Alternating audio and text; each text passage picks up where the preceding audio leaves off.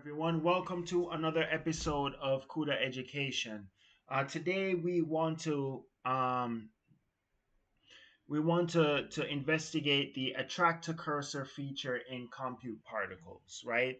But we're just doing a small portion of this feature, and we'll move along step by step. But I'm just doing a small portion of the feature, the attractor cursor feature. The best way for me to demonstrate it is to basically show you the application itself. So here we have a bunch of particles, and without turning on the attach attractor to cursor feature, we basically have just particles moving around, and it hits the border and comes back and all that stuff, right? Now, if I do attract a cursor, it's a little bit misleading label, but we see that it initially repels particles. But actually, what happens is that it will, based on the position, it initially repels the particles, but it actually starts to attract all of the particles towards the mouse area. Now it does defend its personal space, but you could see that all the particles are eventually moving towards the position of the mouse, even though it defends its personal space. So let's rerun it again, and here it's the same application, it's just different colors, and we're just gonna leave the mouse in the middle. And when we leave the mouse in the middle, we're eventually gonna see that all the particles eventually want to go towards the center of the screen, even though the mouse is defending its personal space. But it's attracted to the center of the screen because that is where the mouse resides. Okay, so we kind of see this behavior, and we want to just have a sort of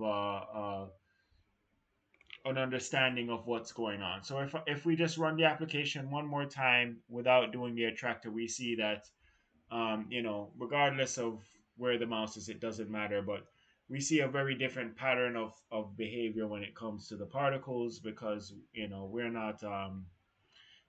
not necessarily attracting anything to a position. It's sort of just randomly doing its thing, and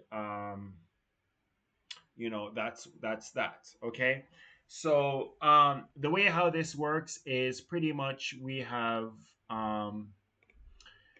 it's the attractor cursor function, right? I guess that's what we would call it, right? We'll call it the attract attach attractor to cursor, right?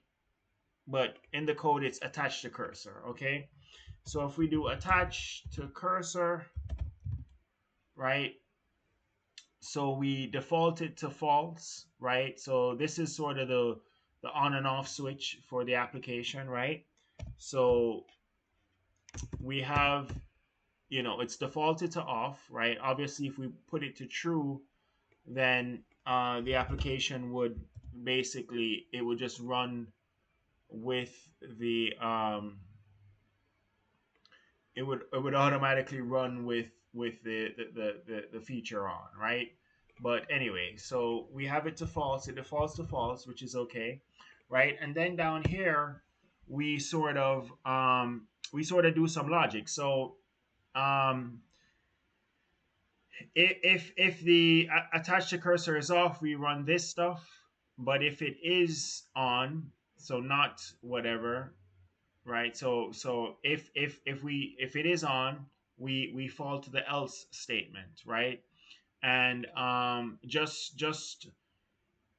for today, we're just going to talk about this portion right here: normalized mx, normalized my, and basically you're tracking the position of the mouse, and you know having that communicated to the shaders, right? So normalized mx, normalized my, um, and we see that in our application here we have particle comp, particle frag, and particle vert. Um, I believe.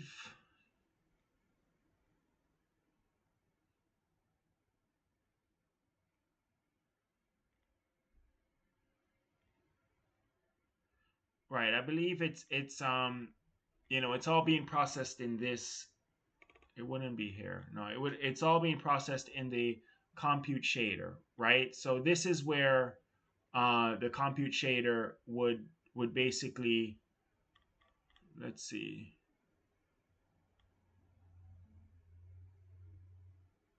the compute shader would reading the values dest x, dest y, right? So we have our dest x and dest y, right? But for today, we're not gonna go down this path. I just wanted to show you that the compute shader is basically consuming uniform buffer object destination x and destination y, right?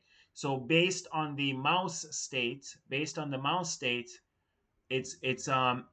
updating the uniform buffer objects on the shader, on the GPU shader. Remember, shaders are it's processing on the GPU itself, right? So this is CPU side, this is C++ CPU side, this is GPU side. Okay, for this particular example is a GLSL, right? So GLSL shader language, right? So we're processing stuff on the GPU. We're updating CPU side because the mouse and the operating system and the user interface is CPU side, and but the GPU has to process that information so that it could generate the proper graphics for where the particles are, all of that, right? So what we want to do is let's just go back to baseline. So we're running our application, and we have our application here, and of course if I turn on the attractor, it will do its thing, right? It initially repels, but then it will attract everything towards its location, right?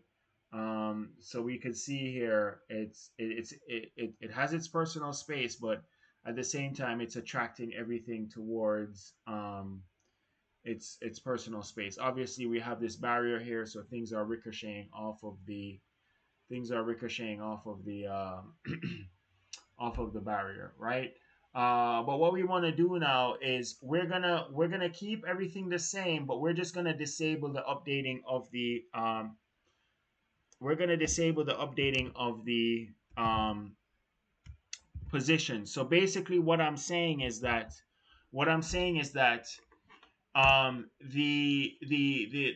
the position of the mouse is not read, and the uniform buffer objects that basically communicate information from CPU side into the GPU side. So this guy is not being updated, right? So I have the feature turned on. I'm running everything, you know, but nothing is updated on the back end because I've commented out all of the updates here, right? So we want to see what happens when we do that. So when we do that, basically we have our application here, right, which is fine, and even when I turn the attractor on, nothing changes, right? Nothing changes. I turn it off, nothing changes, right?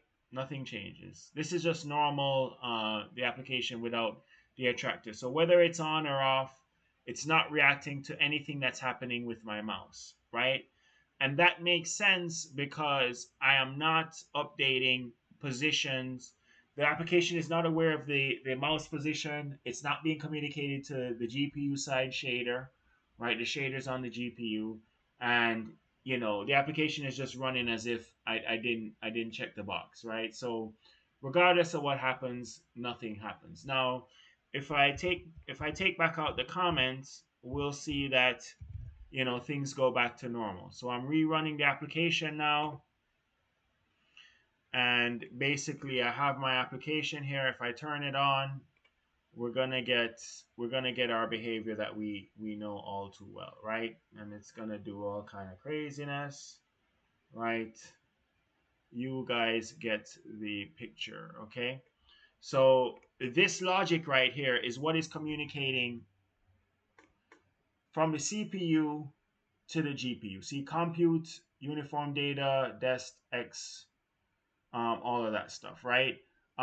Don't want to get too much into it today. Just want to keep it simple and easy and straightforward.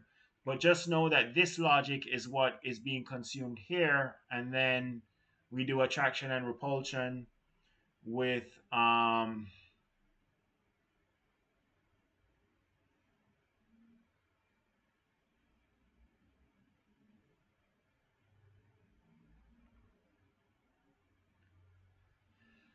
oh, where is it? Where is it?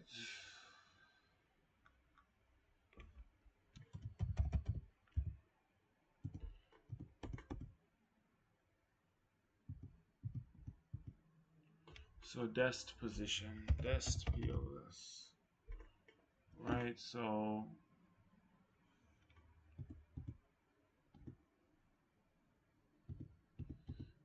yeah, we do a bunch of processing, which I'm not gonna get into in this video. Let's just keep it simple today, guys. Simple, light, and easy. Um, but we know that basically this is being communicated over here, and then that's what's being used to basically process the position of the particle, right?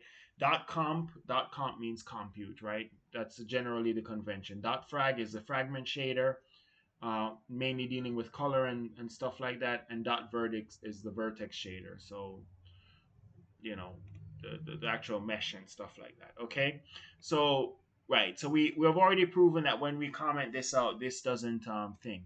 Now the other thing that I want to briefly go into is the definition of mouse state. So mouse state is what actually reads the position of the mouse from the operating system, right? So this is called the Vulkan example base dot h, right? Vulkan example base. So this is where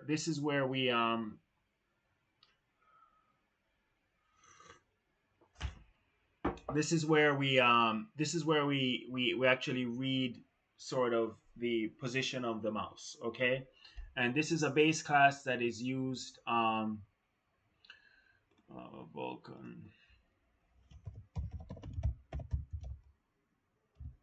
right? So this is the base class that we use. We include this base class here, which is here, and left click, right click, middle click, buttons. These are the buttons, and this is the position of the thing, right? And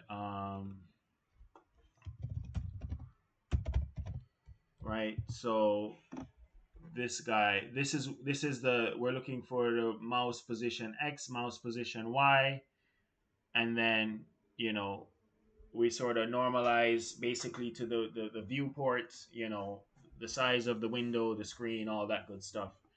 And that's what this guy is. And notice that we do mem copy uniform buffers. So we do a mem copy here, but let's not get into that right now. Let's just focus on this guy. So that's all I wanted to address. I'm 13 minutes into this video. Not too bad, not too bad. um we just wanted to you know get our hands dirty. As far as the rest of the application, this application is pretty similar to compute n body. It's actually a lot simpler. So I just kind of want to focus on the things that make it unique, right? What's different, right? Because we're still doing staging buffer, we're still doing, a certain level of compute and presentation and all that stuff. But I don't want to keep rehashing the same concepts all over again, right? Because we're kind of the two applications are pretty similar, right? And this one is a lot simpler. Like you could actually notice that if you look sort of in the directory tree of so this is compute particles. We have three shaders here. So this is processing on the GPU side. We have three shaders for compute n body. We have um, one, well, okay, no. We have one, two, three. We have four shaders. Now, I did do a corner particle thing, so I have an extra three, which makes seven total. But that's just for the corner particle processing. But we have four shaders here. We have three shaders here. Um, um, one, two, three, right? One, two. And the reason why there's four shaders here is because we have a calculated and integrate compute. So it's two different compute things we're doing for the two different passes, all of that good stuff. Just as a quick refresher, I could show you the compute n body example, and you guys remember this by now. Pretty much it's just a bunch of particles and stuff. But this one takes into account gravitational force and all that stuff. Each particle is aware of how many other particles are around it, and that calculates the gravitational force. And then you have to update the position and velocity and all that stuff. So you actually do two compute passes in this one, because of the complexity of the fact that it's gravitationally and it's aware of the number of other particles around it and all that stuff, right? But let's get back to let's get back to our application here. So that's all I wanted to address with this example, right? I'm running on my integrated graphics card. I do have an NVIDIA graphics card, but my integrated graphics card does just fine for these examples. Anyway, guys, we will dive into this some more in another episode, but I just wanted to get you guys familiar. This is all depending on the attractor cursor um, toggle, right?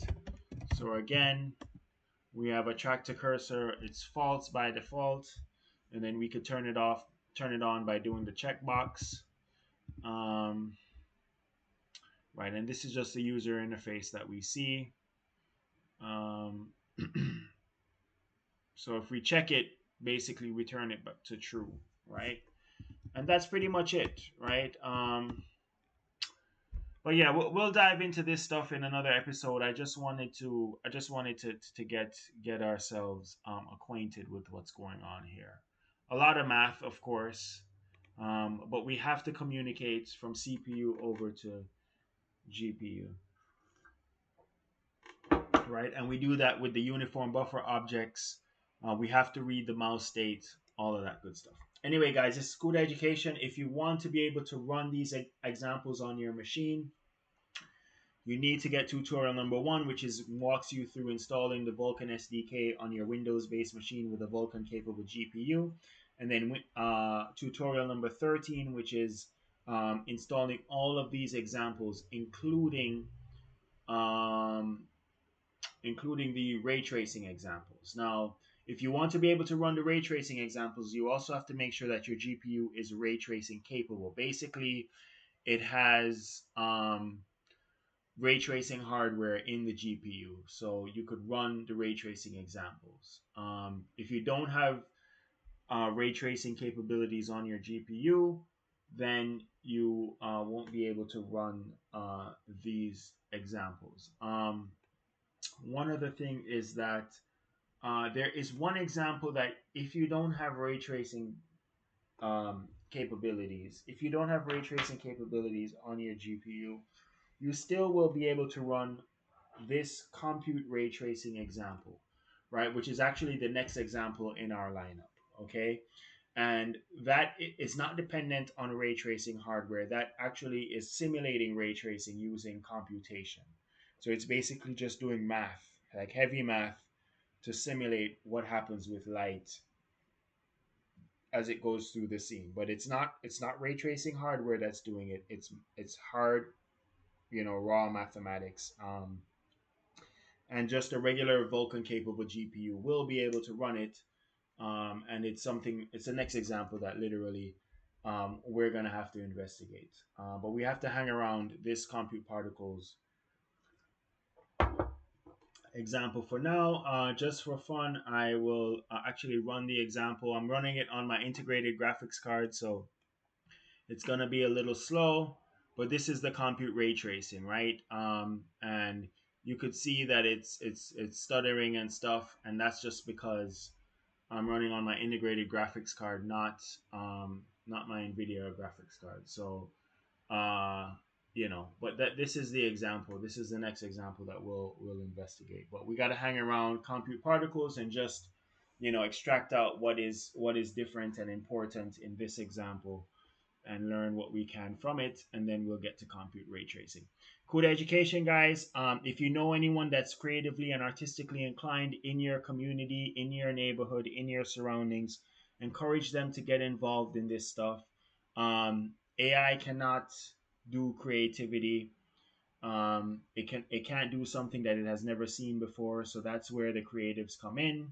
Um, if you're interested in programming, interested in computers, even if you're not creatively inclined, I highly suggest that you get involved in this stuff because GPU programming skills is a very important skill. It's what all of the AI, machine learning, deep learning, all of these industries all depend on GPU hardware. So you have to know parallel processing, you have to know high performance computing, you have to know inferencing and all that stuff, and that's all running on the GPU. So anything you learn in life, uh, you could find use for it somewhere down the road. So it's smart to learn GPU programming. So I encourage you, be the leader in your community. If you know anyone, if you have any influence, get people together. You could play video games and all that stuff, but also start your journey of learning how to make your own video game. That's certainly what I'm doing. And I think it's a good look. So either way, you win, right? Knowledge is power. Knowledge is entertaining. Knowledge is the key. So there you have it, guys. Thank you for watching. This is Kuda Education. You know what to do with the YouTubes. You guys are better at this than I am. Like, subscribe, share, all that good stuff. Have a great day. 21 minutes, so not too bad today.